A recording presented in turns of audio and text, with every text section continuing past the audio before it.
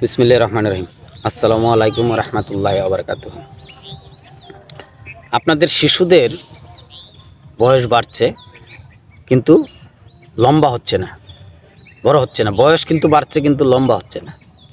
সেই ক্ষেত্রে আমি আপনাদেরকে আজকে একটা ভিডিও করে দিচ্ছি। সেই টিপসটা আপনারা ব্যবহার করবেন আপনার শিশুদের ক্ষেত্রে।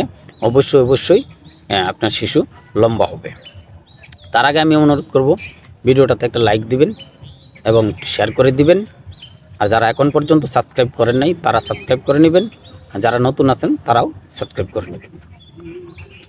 শিশুরা বড় হচ্ছে না কিন্তু বয়স বেড়ে যাচ্ছে, এটা নিয়ে কিন্তু মা বাবা অনেক চিন্তিত। তারা চিন্তা করতেছে আমার বাচ্চা লম্বা হচ্ছে না কেন। তো কিছু ব্যাপার আছে বংশগত ব্যাপারে লম্বা হয় না, আর কিছু ব্যাপার আছে তার একটা ভিতর থেকে কোনো একটা রোগে আক্রান্ত হয়েছে, সেই কারণে বড় হয় না।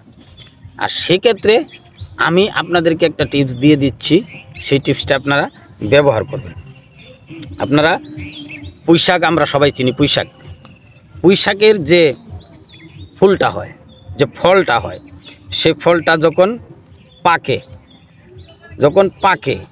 তখন আপনারা এই ফলটা সংগ্রহ করবেন, অনেকগুলি সংগ্রহ করবেন।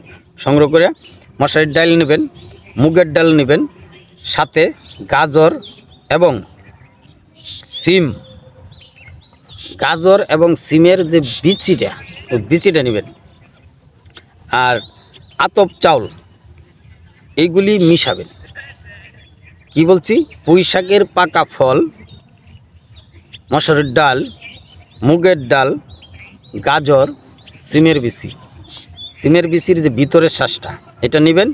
আর আতপ চাউল নেবেন। এটা একসাথে মিশিয়ে খিচুড়ি পাক করে প্রতিদিন একবার করে খাওয়াবেন, প্রতিদিন একবার। আবারও বলে দিচ্ছি, পুঁইশাকের পাকা ফল, মশারির ডাল, মুগের ডাল, সাথে গাজর, সিমের বিচি, আতপ চাউল,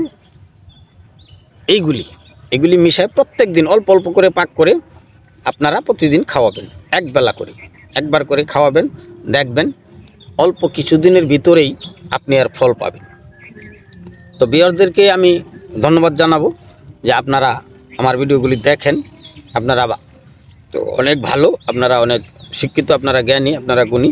আপনাদেরকে আবারও ধন্যবাদ জানিয়ে আজকের মতো বিদায় নিচ্ছি। আসসালামু আলাইকুম ওয়া রাহমাতুল্লাহি ওয়া বারাকাতুহু।